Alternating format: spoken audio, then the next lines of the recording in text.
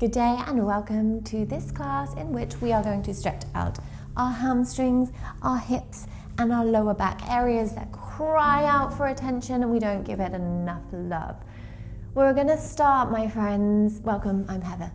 We're going to start in a yogi squat position. I invite you to use 1,000 props. You can use blocks under your heels, you can roll up a towel under your heels, you can sit onto a couple of blocks, you could even sit on a chair if you're really struggling with a yogi squat. I myself am going to use this block, but you could use a book, you could use something similar, of a similar shape.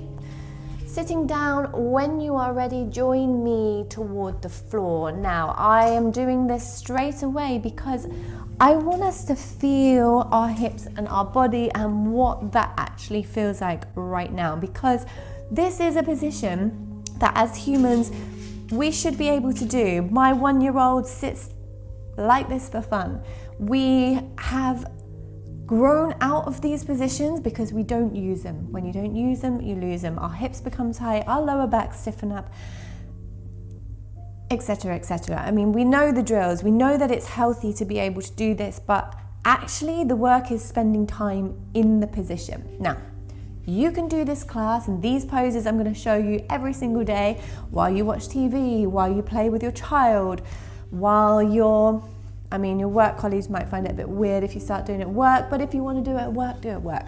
We are just going to find space in these areas that do need attention. So let's talk about our yogi squat. I want you to sit and breathe in it, and I'm doing this on purpose, talking, so you can just kind of get into the position. Hi Lily, she's ready. But a lot of the time it's our ankles that are preventing us from going deeper into this position or restricting us. So notice where you personally feel this. Is it tightness through the hips? Is your lower back starting to tense and tighten? Do you need to come up higher and use those elbows to press the knees out wide? Is it your ankles that are restricting your depth? Just take 5 more deep breaths and use each breath as a way to pull your focus inward. So using your exhale to step away from the external world. So we're doing more than stretching here, we're doing yoga. It's way more than the physical benefits that you will obviously receive.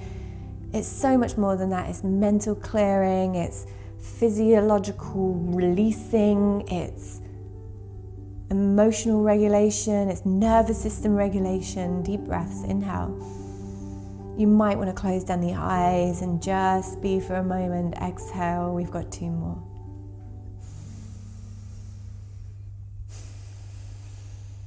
Stay with it, be with it. Nice, taking a release, hands go down, toes turn in, you're dropping the head over the legs. Bend the knees as much as you need to, come as high as you need to. Eventually you're going to take hold of the elbows and rock yourself from side to side. I know it's challenging and I know it's strong.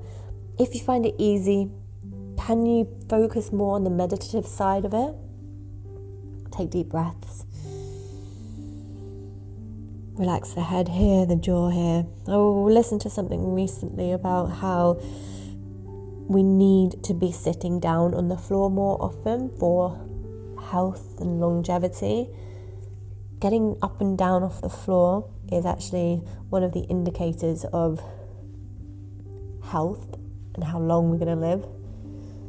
We want to be mobile and we want to use our full ranges as often as possible.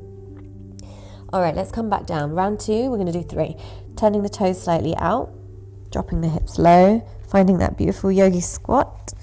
Knees driving out. Now, what tends to happen is the spine rounds and the knees collapse inwards. It's completely normal. We don't do this very often, so we need time. Palms press, use the elbows to press the knees and drive the knees out wide, and then push the heart forward. Like I said before, you might be higher up. You want your spine to eventually be long and flat, your tailbone back. There might be a slight tuck of the tailbone. That's okay for now. We're working towards a long spine. Take deep breaths. Now I'd like you to be active. Squeeze and drive the knees out. Press the heart to the thumbs. It should be a little challenge. One day it will be a rest pose. Breathe in for 4. Exhale 4, put in the effort for 3. Exhaling 3. Breathing for 2. Exhaling 2. Take one more of your biggest breaths. And same release. Hands go down, turn the toes in. Ooh, relax the whole body. Let it go. Adding that sway, you might want to pull your chest in closer now toward the thighs. Remember, yours might look different. That's fine. Deep breaths.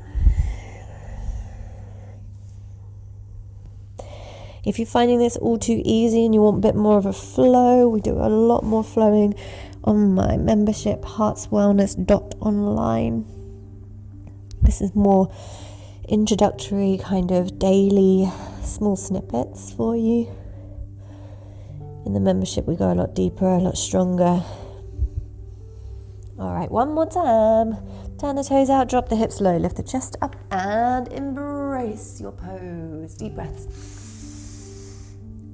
And exhale through the nose. Breathing through the nose if you can, like we've learned to do. Inhaling, expanding the lower ribs. Exhaling, the chest is proud, the shoulders are down from the ears. Breathe in for 3.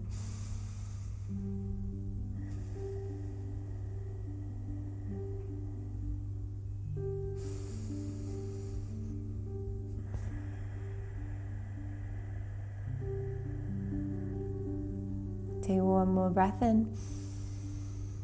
Really good. This time we're coming to an all fours pose. Move all of your bits and bobs, your props out of the way. Hands go down, knees go down, and wriggle into your hips any way that you need to. Now we'd like to stretch the front of the hip flexor. Inhaling, knees about, hip distance, go wider if you need to. Exhale, press the hips forward. And you can just do this a couple of times. Back and forward. For my more advanced yogis, we're going to add a little bit of a wave through the spine. So round and doming, chin to the chest. Coming forward with the hips and then arching the spine on the way back. Tailbone, lower, middle, upper towards a child's pose. Again, rounding forward. And arching on the way back. Keep with your movement. One more. Inhale. Arching, everyone pushing back, big toes touch, child's pose. Come as low as you need, elbows, perhaps chest rests, perhaps head rests. Gather yourself in your breath.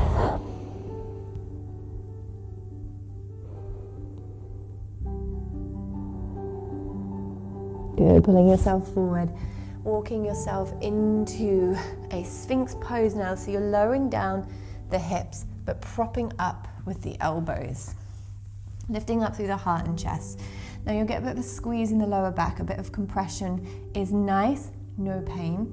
Zip the lower belly, strengthen up through the legs. So you've got some activity, you've got some active legs going on. That way we won't just dump all of our pressure into the lower back. Draw the shoulders away from the ears, press the heart forward, zip through the lower belly. Take nice big breaths.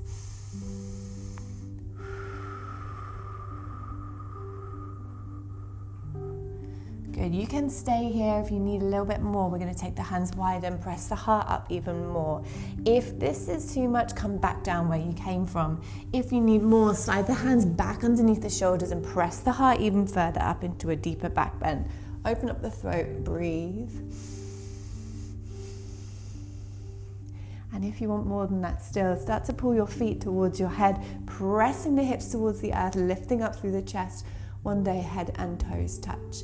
There's something for everyone. Take what your body needs, not what you're desperate to do today or what you think you should be doing or what you think is impressive, but what your physical body needs in this moment. Stay low, please.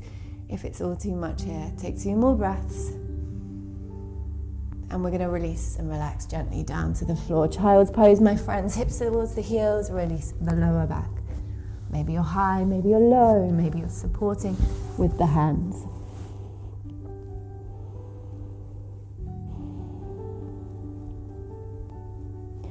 Good, sitting up tall now, legs out in front of you, flexing up the toes and finding a lovely long spine. If you have a tight back or tight hamstrings, you're going to round naturally, completely normal. You can sit up against a wall or prop your bum up a bit higher. Sit tall, reach high, see how long your body can go, see how high you can go, and then come forward. Note where you get to. Is it your shins? Is it your feet? Maybe you need a towel or a strap below the feet. Please don't worry about what it looks like, but take note when you do this. Repeat this every day for a week. Where do you get to? Can you have a little check mark of where you managed to fold to? And then we breathe to create this sense of safety in our body. We think that we need to stretch our muscles and force and put in a lot of effort, but a lot of the time what we need to do is breathe to release. Eventually we'll be coming all the way down towards the thighs, but this can take a very long time. Wherever you are, breathe, try not to judge it.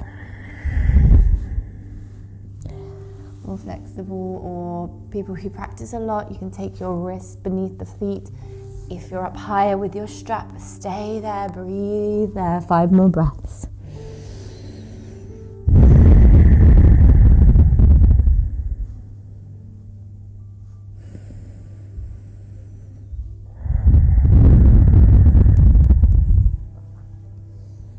Let the back of the neck go, let the jaw relax, let the eyes soften. Let yourself be here, not worrying about anything else or what's next. Just soften into this pose, this moment.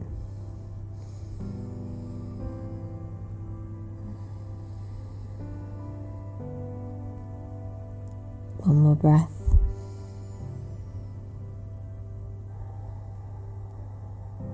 And slowly rolling up to a seated position.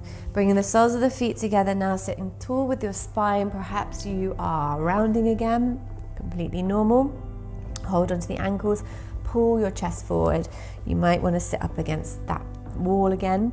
If you have the mobility, slide your hands, palms up underneath your shins, feet a little bit further away than traditional Baddha Konasana. And then just roll the chin into the chest, let the head fall wherever it lands.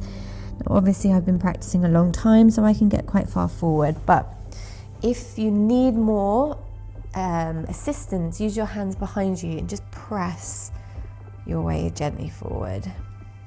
You can let the back round down for this one. You want to get into the lower back. You could even add a bit of a rock from side to side, which is always nice. A little bit of motion, and the rhythm of movement creates this sense of safety as well in the body, which is what we want.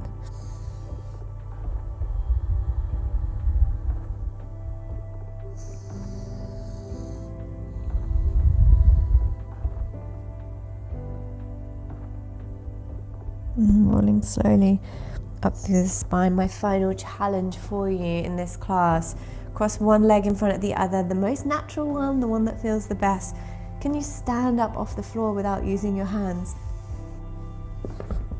Oh, cronk and click. Don't worry if you can't, but keep practicing. Maybe you can lower back down and switch the legs over. We want to be even as possible. Standing up. Remember, if you can or cannot get off the floor, it is an indicator of your physical health. So keep practicing. Thank you for being here, and see you next time.